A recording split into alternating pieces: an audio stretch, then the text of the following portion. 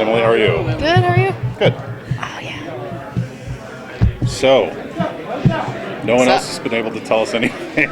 Woo! No, but It's a lot of that's pressure. right. So it's all on you. You've got to tell Cool. us everything we can know about this new season. Sweet, you got a drink for this? Sure. Yeah. A drink? Is it going to take a drink? Yes. So we're obviously going to see Oliver in this new role as mayor. Yes. You guys are sort of back together, but not in the way that everybody thought maybe it would end up.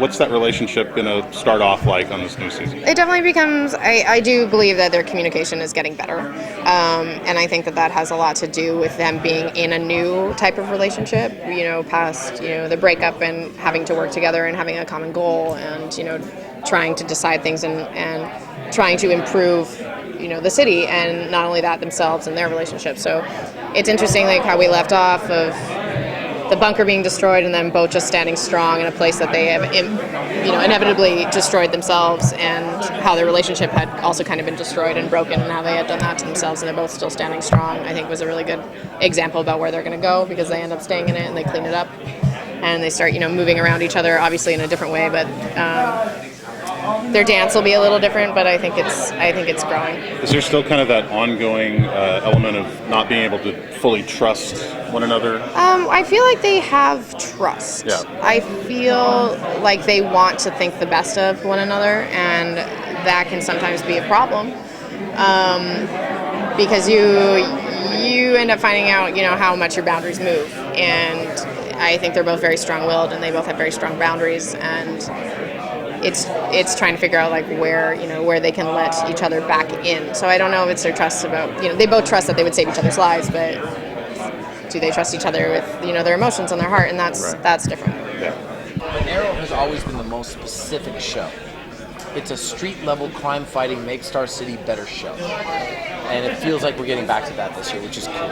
It feels like there have been, Oliver has gone through some devastating losses in the last season, but he also made some great breakthroughs in the darkness within himself and kind of found some light. Can you talk a little bit about how the losses have affected him, and also how that light he found last season is going to ultimately be pushing forward?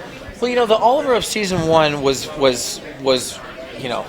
at one end, and then the Oliver beyond season 2 was at the other end. It was very black and white. I'm willing to use lethal force, and then I'm not, right? And obviously, it doesn't just come down to that.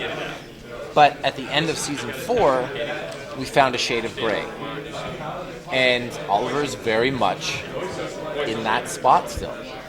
If he says to Thea in the pilot, he has to admit that Malcolm was right. That if he's not willing to do whatever is necessary, then he shouldn't even be out there at all. And as a result, we have a shot in the pilot where I kill 3 people in just one shot, and it's because, look, it's like, it is what it is. Are you in my way? Are you threatening my life? You got to go. And and I think that, like, that's a more interesting character because it's more dynamic. There are more colors to it. We're really going for it this year. The season is me, and I love the fact that Flash and Supergirl and Legends can have their lighter moments, and I think it's important to have that too.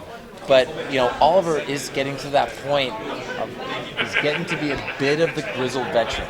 Just a little bit, not totally. He's not a curmudgeon, but at the same time, like, he's getting back to that.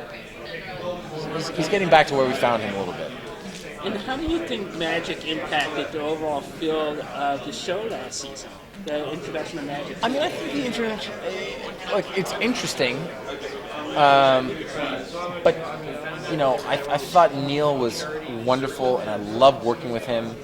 And I wish he was still around because he was such a joy on set.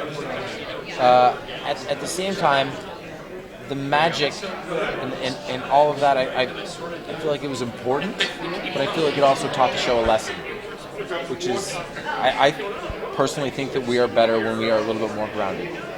And then what are you looking forward to the audience actually experiencing this season without giving anything away? Well, I mean, this is probably the last year of the flashbacks, which means that we have a lot to accomplish, which means that the impetus and the through line of the flashbacks will, I think, have a lot more urgency to them.